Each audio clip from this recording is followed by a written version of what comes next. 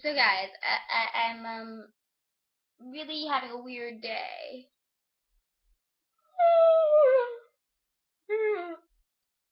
So I want to talk about something that happened like a million years ago.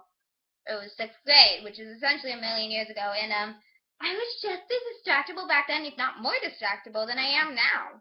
Like a perfect example of this was math class. I don't remember anything I learned in that class. I do remember what happened in the English class next door, though I was probably the only one who paid attention to that class, which is pretty sad because I wasn't in it. It was a regular level, like low level, of course, like this regular, advanced, and gifted in middle school, and it was regular level, seventh grade language arts, and the teacher was totally underappreciated. No one understood how amazing she was because no one listened to her. But I listened to her, so what she said was totally in vain. I learned a lot from her. And she taught me a lot about life and things I wouldn't have learned if I was paying attention to math. So it's a good thing I did it. Anyhow, basically, she taught me one thing that's haunted me forever since then because it's been true so many different times. She told her students, and of course they weren't listening, but I was listening. And I don't remember how this came up, but I do remember what she said. At some point in your life, you're gonna lose people. You're gonna lose a few people, and probably you'll lose at least one. You're gonna lose at least one person before you graduate from high school. And this has been true for me so many times because, oh my God, just before Chris died, I thought about it, and I was just like, it sucks. But she went on to say how losing people is a part of life, but it's not the end of your life, and it's not the end of your life even if it's the end of your life. Basically, I'm trying to tell you that as sad as it is when you lose someone, grief is normal. Everything that you go through is normal. And I also want to say a little message. I've been a little bit insane about this lately. Vaccines, they matter because even if losing people is inevitable, people shouldn't have to lose a lot of people in their life, especially like people who are just 17. So I want to talk to you about vaccinations. I'm afraid of needles. I have a serious needles and syringes, and I have a serious phobia of people. Well, not. I don't know. It's not serious. Up until like last year, the most recent shot I got, that was the first one where I didn't have an outright tantrum. Okay, I was still a little bit afraid and I was whining a bit, but you know what? Yeah, I like get like all freaked out by vaccinations, and I still get them. I still have all my vaccinations, even the non-required ones. And you know what? You know they've proven all that it causes autism shit to be untrue.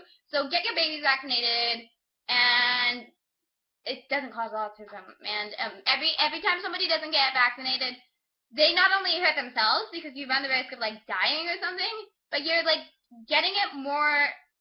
You're making more risk for other people because sometimes new strains are cultivated within our bodies, and if we let ourselves be infected by the original strain, then they can mutate inside of us, and we can get everyone else fucked over. So get your vaccines, and now I'm going to talk to you about meningitis.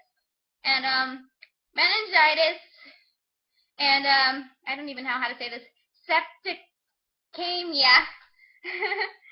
It can kill you in like 24 to 48 hours, sometimes more than that. But it's really, really, really, there's no such thing as true paranoid when it comes to these things. No such a thing. Because if they misdiagnose you, oh my God.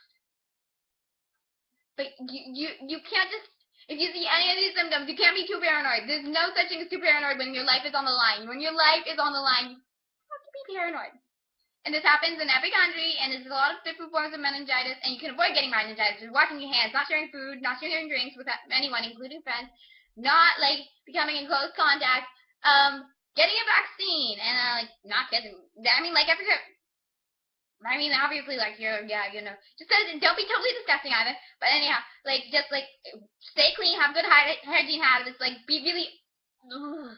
Don't be OCD, and hand sanitizer. Don't overuse it. It's not as good as washing your hands because it doesn't make your hands clean. It just gets the germs off, and it makes your hands really dry too, so it's icky. But like that works if you want to get the germs off, I guess.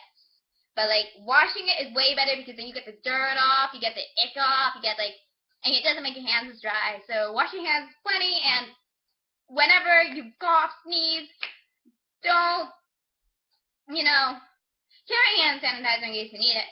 And don't share food. I'm dead serious here. Don't share food. And like a lot of people are carriers for the meningitis, like the bacterial meningitis, but they never know because it only affects some people. But like you can have it and then you can get affected by it. But then that's a different story.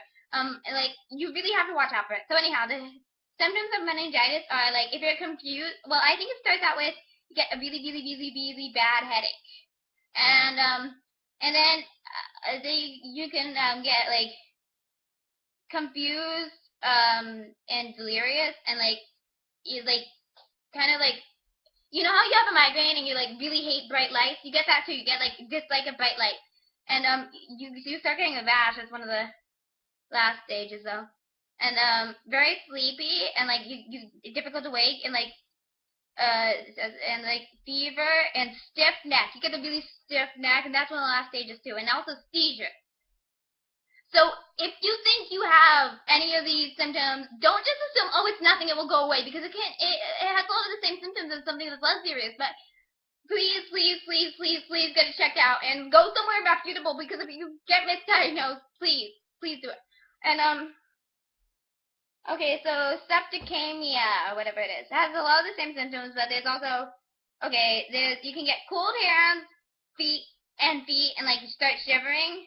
And there's still the rash and the confusion, or pale and molted skin, and there's still the sleepy thing, and then the breathe fast or like breathless, and then you get limb, joints, unmuffled pain. And why the symptoms are a little different, even though they're by the same bacteria, is well, meningitis infects you like there's meninges.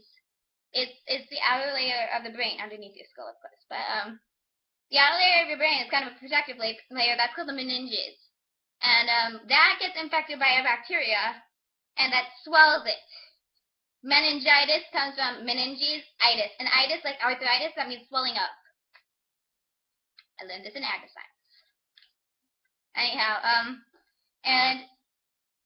that's what it is. Basically your brain swelling, and that's why your brain goes all the way, like, this is the brain. I've dissected a goat head, so I know this. Like you get like all the way down here. That's where your brain goes, and that's where your neck swells.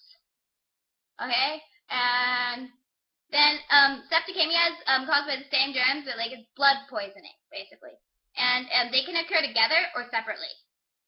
And not everyone gets all of the symptoms, and one can occur without the other. And like a lot of cases of meningitis, you might not get a rash at all. So like basically, if you see these symptoms and they're really bad, just go to the doctor, go to the emergency room, go somewhere, because this can kill you within 24 hours. This can kill you within 24 hours. I swear to God. And no one needs to lose you. You're important. So take care of yourself. Get the vaccine. It's 2 doses. Ask your doctor next time you go to the doctor.